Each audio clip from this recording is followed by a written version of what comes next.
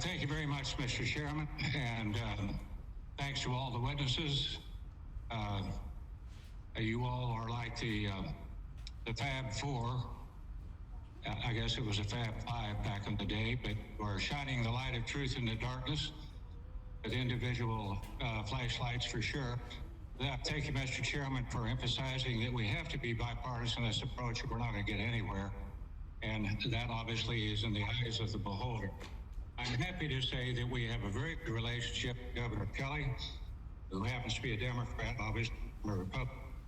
And her emergency management team is spot on. Dr. Lee Norman's doing an outstanding job. That's the rest of this morning I talked to Lee. The situation in Kansas is not very good. I'm reading here. Kansas receives 7,000 new COVID tests for counties with food processing facilities. You see this mural behind me. That's a stagecoach coming into Dodge as opposed to getting out of Dodge. Dodge City is my hometown. And we are the hot spot in regards to Kansas, mainly because of two packing plants. We have 5, that's 26% of the cattle market. At any rate, Kansas is going through a tough time. We shouldn't be worrying about the safety of the food, but the food supply chain, I think, nationwide is under a great deal of stress. We see that in dairy, we see that in poultry, we see that in pork. They're euthanizing pigs, and obviously the livestock industry. Sonny Perdue, the Department of Agriculture, has stepped up, so has the president, declaring that these packing plants are a national asset. We progress. Dodge City, when we first started out, had 5 tests. 5. That's between 4 and 6. 5. It's not 50 million as we hope to receive.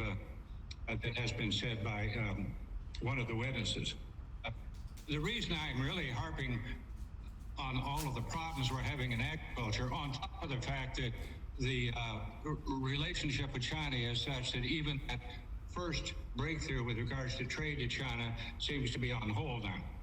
And that's another price depressant. And this is going on 5 or 6 years where our prices have been below the cost of production.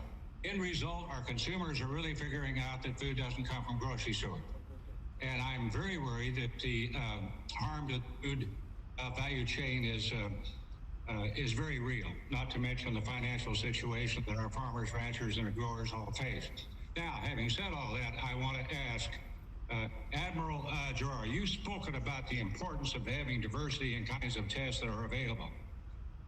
Of the 5 packing plants we have in Kansas, if we could get a rapid test, and we could get it as we hopefully ask for because of the hot spots that are developing, not only in Kansas, but also doing great harm to the food value chain, that would be absolutely wonderful. Would you speak to that, sir? Yes, thank you, Senator. Both Dr. Redfield and I have been very actively involved in getting strategies for the industry, particularly in Kansas. We are supplying very heavily the public health labs with rapid diagnostics, as well as surging them to areas like that. The one trade-off, however, is that the quote rapid point of care diagnostics are very slow. So each machine can only do 4 per hour, and that's very, very slow. So it's a mix of testing that you need at these kinds of situations. Sort of the high throughput tests that are available at a major lab, a Quest lab right there in Kansas, as well as a mix of the rapid testing, and that's what we're supplying in order to provide a comprehensive, holistic solution. And I believe CDC is on the ground as well in Kansas supporting that. I appreciate that. If you're only doing 4 an hour, that's not a rapid test. Maybe it's a rapid slow test. I'm not quite sure how you define that. But